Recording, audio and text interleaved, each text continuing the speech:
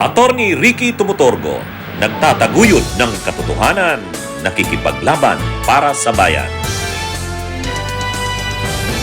Pinag-uusapan ang posibleng bounty o reward, pabuya, para sa pagkakaaresto kay Bato de la Rosa. Kinukonsider ito, pinag-uusapan ito ng PNP, ng DOJ, ng NBI, kung maganda nga bang makabubuti ba na maglabas ng reward o pabuya o bounty para kay Bato de la Rosa, na kung sino man makakapagturo, makakapagbigay ng impormasyon para sa ikakahuli, ikakaaresto ni Bato, bibigyan po ng pabuya. Parang katulad sa iba pang mga wanted. Kung maituturo ito, kung makakapagbigay ng mga leads na makakaresulta sa pagkakaaresto kay Bato, ito ay bibigyan ng pabuya. Pag naglabas ng pabuya diyan kay Bato de la Rosa, sigurado magiging maraming tao diyan ang pagkaka-interes, lalo na kung malaki na ang pabuya. Halimbawa 10 million na 'yan, 10 million, ano na 'yan, mag-aagawan na 'yan ng mga tao na magbigay ng impormasyon tungkol kay Bato de la Rosa.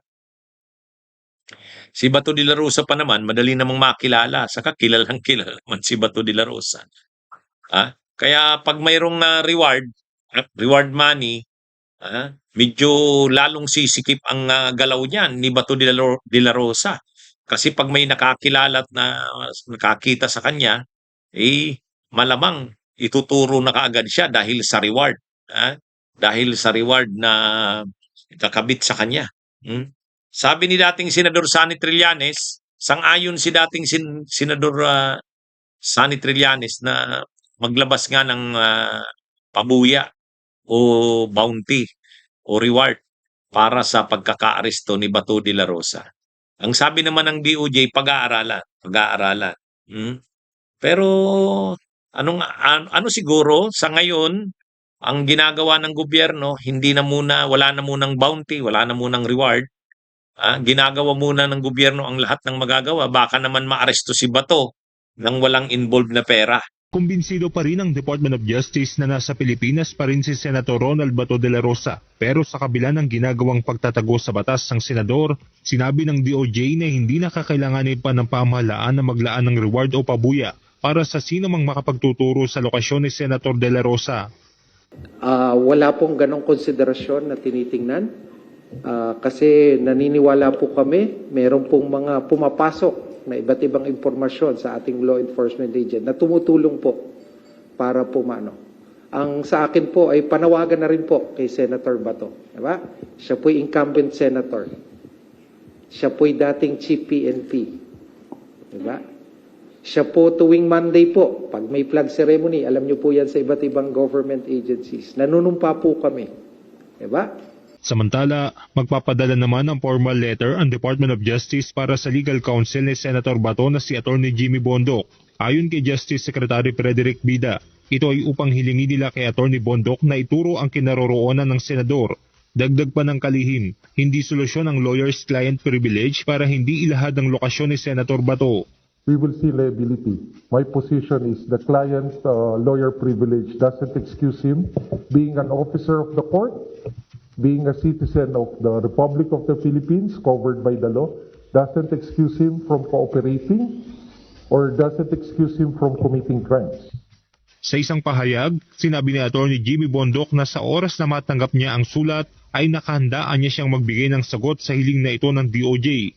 Ngunit iginigit nila pati ni Atty. Israelito Torion na hindi nila alam ang anumang lokasyon ng kinaroroonan ni Senator Bato de la Rosa. Dagdag pa ng abogado, hindi rin nila naisalamin kung nasaan ngayon ang kanyang kliyente alinsunod sa kanilang legal duties na walang bahid politika. Pero kung tumagal pa ito, na hindi pa nga maaaresto si Bato, baka nga i-consider ng gobyerno na maglabas na ng reward money o bounty para kay Bato. Para yung mga may impormasyon tungkol sa kanya, nakakaalam kung nasaan siya, ay maibigay sa mga autoridad. Hmm, ah, ano 'yan, talagang 'pag naglabas na ng reward lalo kung malaki-laki ang reward money. Halimbawa, mga 10 million, ano 'yan, talagang sisikip na ang mundo niyan ni Bato. Kilala pa naman siya, ang dali namang makilala si Bato, eh. At saka sikat 'yan, siyempre madaling ano 'yan. Kaya sigurado kapag may bounty na or may reward na para kay Bato, lalong magtatago 'yan, hindi na 'yan lalabas. Hmm, lalo pa ngayon nagsimula na yung mga sabay-sabay na paghahanap, ah. Nitong araw lang, sa loob ng isang araw, 4 na mga lugar sa buong bansa ang sabay-sabay na ni-raid. Coordinated 'yan, NBI, PNP, CIDG. Wala pa yang reward. Ibig sabihin, trabaho pa lang ng mga awtoridad ng gobyerno, law enforcement. Pero pag mayroon na yang reward, ah, may mga magbibigay na diyan ng mga information. Mayroon na diyan magbibigay ng mga lead, hmm, para maaresto si ah, Bato de la Rosa. Siyempre, pag-iinteresa na diyan yung reward money. Hmm, malaki rin 'yan kung para kay Bato, malaki rin 'yan. Kaya ah, sigurado kukontrahin na naman 'yan ng mga DDS. Sigurado kukontra naman diyan sila Israelito Torrio. Maglalabas na naman ng reaksyon, ng statement. Pero wala silang magagawa, karapatan ng gobyerno 'yan. Siyempre kung talagang, dahil napakaimportante ng isang wanted ng batas, na lalo pang mga tulad ni Bato napakaimportante, talagang, hindi malayo maglalabas nga ng reward money ang gobyerno para lang sa pagkakaaresto ni Bato. Hmm. Kasi, ah, mas magiging ano ito, mas magiging madali ang pagkakaaresto sa kanya 'pag may reward money na. Kasi yung sino mang makakakita sa kanya sigurado ipapaabot sa mga awtoridad siya kapalit ng reward money. Baka nga mismong mga kasamahan ni Bato, traidorin pa siya, eh. Ha? Baka mismong mga kasamahan niya na nakakaalam kung nasaan siya, baka ano na siya, ituro na siya sa gobyerno kapalit ng, reward na posibleng ilabas, ano? Kaya ano, hindi pa nagkakaisa ang mga ahensya ng gobyerno kung tama ngang maglabas ng reward money, ah, pero hindi sinasarado. Ang sabi ng DOJ, pag-aaralan. Hmm, pag-aaralan ng DOJ kung talaga bang kailangan maglabas ng, reward money or bounty para kay Bato de la Rosa. Bunyog, bunyog, halikan na kasama ka. Bunyog, kapag buklod ay may pag-asa. Luzon, Visayas, Mindanao, isa ang pananaw. Sa bagong Pilipinas ang bunyog isisigaw.